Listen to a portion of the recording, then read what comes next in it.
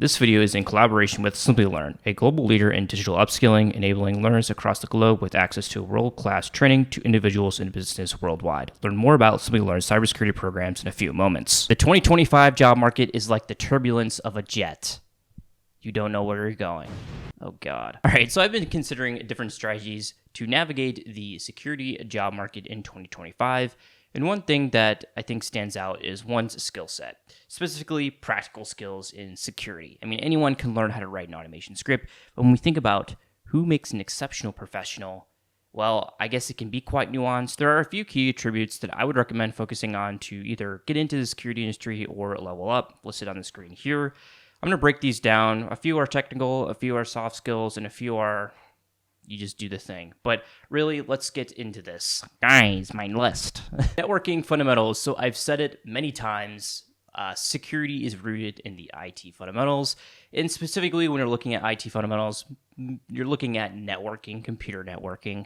I mean, the internet's foundation is based off of networks. We are the world of WANs. So having a solid foundation in the TCP/IP OSI model, DNS, HTTPS, subnets, ports, and just general networking technologies and how they work and communicate with each other is beneficial. Now, where can you learn all of these different concepts? I've recommended Cisco Network Academy in the past, but there's so many different YouTube crash courses nowadays, as well as just choose maybe a popular Udemy course. The next skill is scripting to empower automation. So think Python, Bash, PowerShell. These are great languages to learn how to automate various different tasks. Now, we do have LLMs and AI agents, so you may think, why even learn these things? Well, it's important to still learn and customize your scripts to specific environments, and there's different variables that go on for internal environments. So learning how to write those scripts, at least read them, is going to be important. AI hallucinations are still a thing, and so I do recommend this as a skill. It's very important, something I use basically on a weekly basis. So you can learn these skills through YouTube crash courses. I mean, at this point, learn it through YouTube and you're good. Next technical skill is operating system basics and learning how to navigate the command line. So Windows, Mac OS, and Linux. Learning the fundamentals behind operating systems, including basic file management, memory management, permissions, processes, and learning how to just navigate the command line are essential and important skills. These are important because really the operating system is the fundamental attack vector, the base for how attackers are really trying to gain their objectives. So they are able to exploit a weakness, a privilege escalation, or drop malware into common file path locations, really just using various different techniques to further their motives. So learning the basics and learning like what to look for in logs, for example, that can be important. AI fundamentals, I know, so I've hopped on the train. I think that's how they say it. Okay, so I recognize AI fundamentals. This is a relatively new one, learning the basics behind AI, including like retrieval augmented generation and fine-tuning and data training and how to leverage AI LLMs and agents in security. It's become an essential skill. So if you take a look behind the privacy and security implications for AI, LLMs, and how they're being used today, really, they've started to become ingrained in various different environments, whether it's at a workplace or personal. And so using or at least familiarizing yourselves with the underlying technologies can be at least helpful for you. Sure, there's a lot of hype, but certainly there are legitimate use cases still coming in. And so I have added this one to my list recently because it's all AI.